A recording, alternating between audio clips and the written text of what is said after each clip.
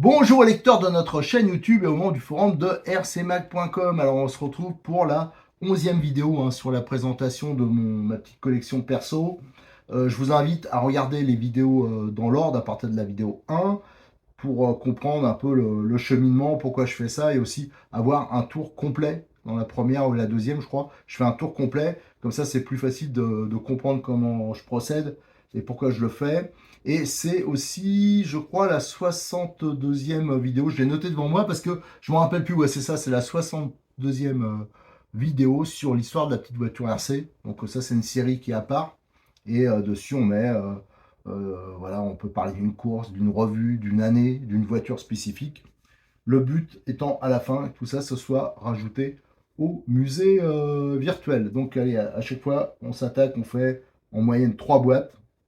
On s'y attaque tout de suite, je vais vous présenter les prochaines. Allez, on est reparti pour de nouvelles présentations de boîtes. Alors, je le précise parce que j'ai vu que c'était... je ne le tenais pas à chaque fois, les 15 minutes. Je vais essayer de limiter en tout à 15 minutes. Alors, j'en ai sorti deux voitures. Donc, il y en a une, c'est une Grosvenor, Grosvenor Racing, ça, je pense, ça doit dater 85, quelque chose comme ça. Ça ferait vraiment pareil.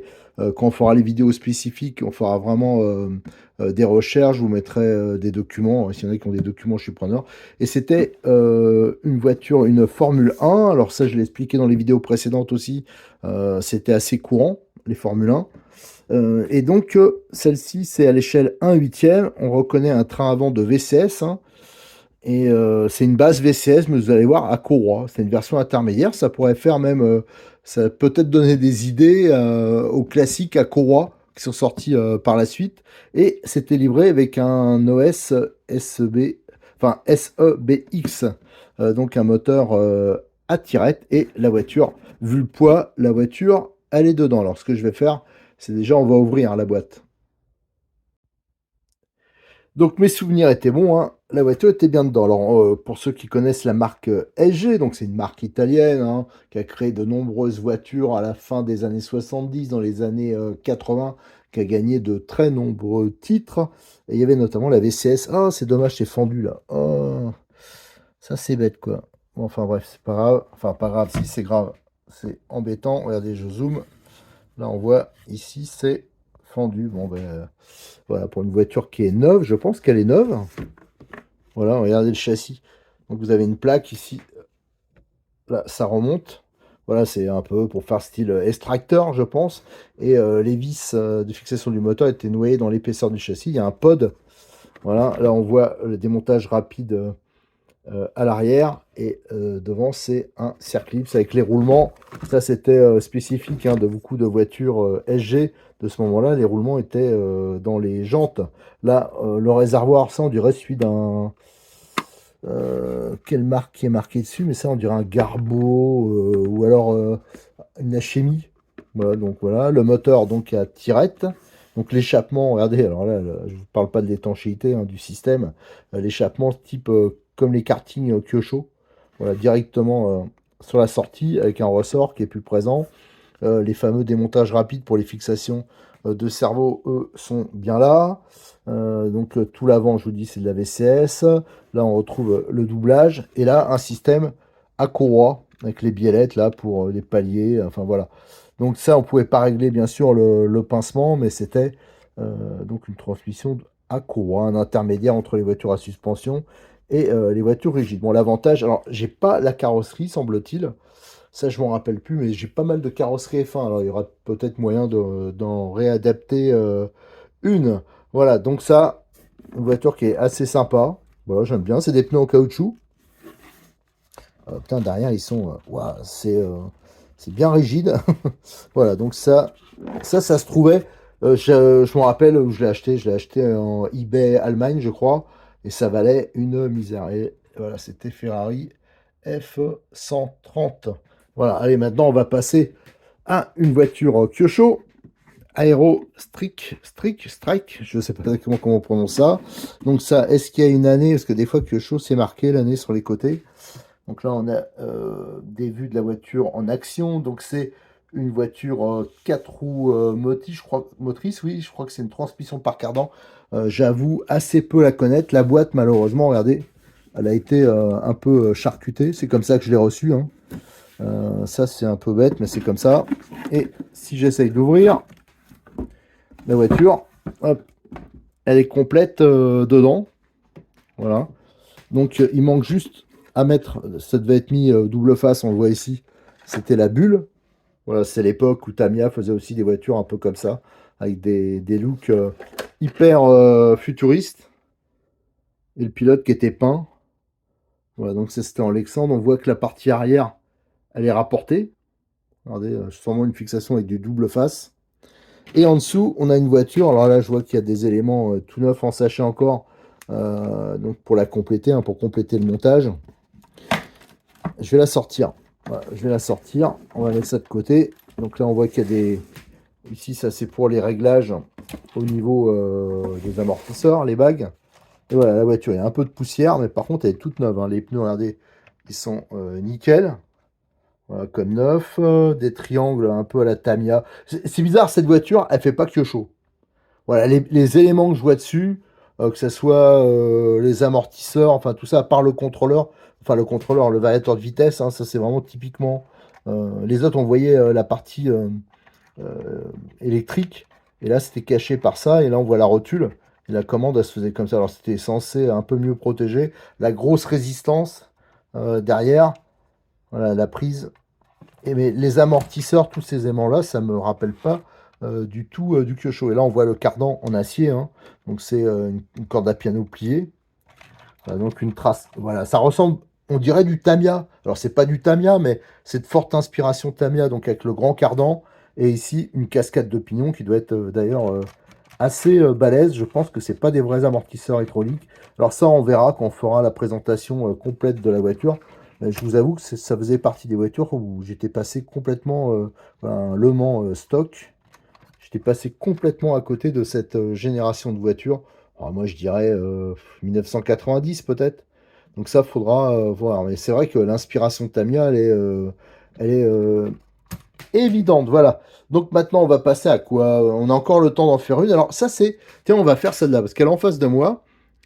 Et vous allez voir, ça, c'est du faux vintage. Mais on va voir, on va quand même regarder dedans. Alors, ce Tamiya Sand Scorcher, ça c'est particulier. Ça c'est une voiture donc soit de la toute fin des années 70 ou début des années 80. Et quand j'étais tout môme, ben, je regardais ça, c'était complètement inaccessible parce que c'était vraiment très cher comme voiture.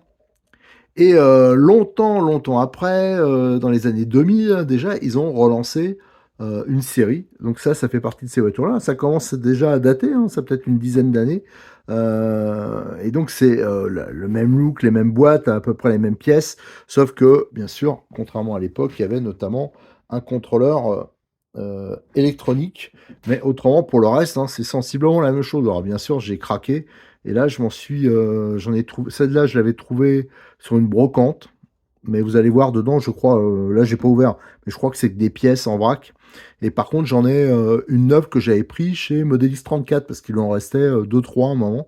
Donc ça, j'avais craqué. Et il y a d'autres boîtes que je vous présenterai aussi en même temps, hein, de Tamiya qui sont hyper sympas, donc des rééditions. Malheureusement, les modèles de l'époque, ils sont hors de prix et c'était inabordable. Alors, c'était toujours pareil, hein, vous avez comme d'habitude sur les modèles Tamiya, vous avez la voiture vue de dessus hein, avec l'électronique. Et voilà, des vues diverses. Voilà, c'est hyper sympa. C'est un Bajabug en fin de compte, hein.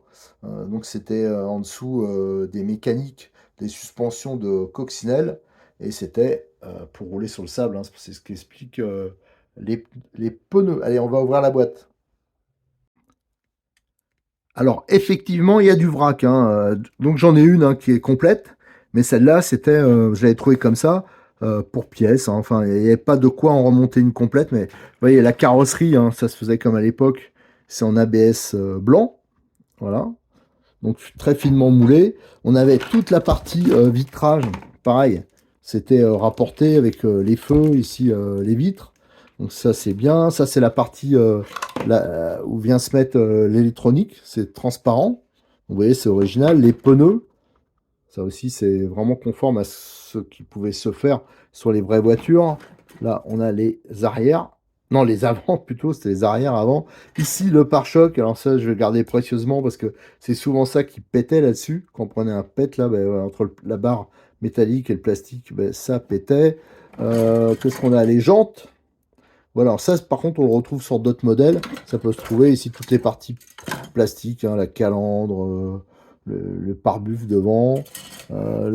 Encore, ça, c'est la partie supérieure de la boîte radio. On venait mettre l'interrupteur. Ça, c'était dedans, ça accueillait la batterie, ça accueillait tout, hein. Ça, c'était vraiment une caractéristique des Tamiya. Qu'est-ce qu'on a là? On a les parties chromées pour les feux. La partie arrière, alors ça, vous voyez toujours sur les buggy, il y a ça. Donc le pilote, encore des roues. Ouais, ouais, ça manque pas. Là, tout ce qui est partie caoutchouc. Alors pour les tringleries, c'est des petits soufflets comme ça. Le châssis principal, en dessous, qui était en époxy noir. Et là, les pièces à lui. Alors par exemple, là, on a les pièces de la cellule arrière, hein. C'est de l'aluminium de fonderie. Regardez, ces pièces-là. Alors ça, maintenant, c'est vrai que ça se fait plus trop. Ça, c'est des pièces de train avant. C'est le support de train avant. Comme ça ressemble, pour ceux qui connaissent les coccinelles, hein, ça y ressemble beaucoup, hein. Donc les tubes, il vient se mettre là. Et là, il y a les positions pour le ressort de suspension. Ça doit être l'arceau, je pense. Voilà, ça, c'est pas toujours c'est transparent, c'est pour protéger la couronne. Là, on a des pièces métalliques, ça doit être les barres du train avant, pièces de transmission. Enfin voilà, il y a pas mal de choses dedans. Là aussi, je pense qu'il y a les ressorts de suspension. Voilà. Le moteur de l'époque. Enfin non, ça c'est pas comme ça à l'époque où il y a tout qu'à coller, il va falloir que je fasse gaffe. Là, il y avait les roulements. Je pense pas qu'il y avait peut-être les roulements à l'époque. Ça, c'est les amortisseurs alu. Voilà, il y a de l'alu, du laiton. Voilà. Faudra que je regarde quand même si elle n'est pas complète, on sait jamais, mais je pense qu'il manque des choses, hein. Je l'ai eu. Tiens, les bras de suspension, alors là, c'est vraiment comme les premières coccinelles, les bras oscillants. Alors, automatiquement, ça veut dire que vous avez un carrossage diabolique qui se prend, hein, à l'enfoncement. Et là, vous avez les grappes, les diverses grappes. Ça doit être une pièce du frein avant, peut-être. Les bras, putain, les bras de suspension avant. Voilà, il y a quand même pas mal Là, c'est les moyeux de roue. Il y a quand même pas mal de trucs. Il faudra quand même que je fasse l'inventaire pour voir si c'est pas possible de la compléter et d'en monter une qui soit roulante. Parce que l'autre, celle qui est en boîte toute neuve, je vous avoue que c'est tellement beau. Je vous le montrerai, hein, je l'ai pas là, je l'ai pas monté, il faudra que je la monte. Mais c'est tellement chouette en neuf, quand on ouvre, il y a les blisters, la transparent. J'ose pas la monter, mais c'est vrai que j'aimerais bien en avoir une en état de marche, même si c'est pour vraiment très peu rouler. Limite, quand on fait une démo, peut-être un rassemblement en vintage, ça serait assez sympa. Voilà, on va terminer sur cette voiture parce que je pense que j'ai encore éclaté l'histoire des 15 minutes et j'enchaînerai avec une nouvelle vidéo. Mais avant, je vais aller contrôler un truc parce que j'ai changé de téléphone et quand je vois sur l'écran, ça fait sombre. Alors, je vais aller déjà vérifier tout ça. Allez, à très bientôt sur notre chaîne YouTube et comme d'habitude, hein, je vous appelle à venir nous rejoindre sur le forum de rcmac.com, hein, que ce soit pour le vintage ou le moderne. Et si vous faites du vintage, ben, n'hésitez pas à venir m'aider à alimenter le forum virtuel.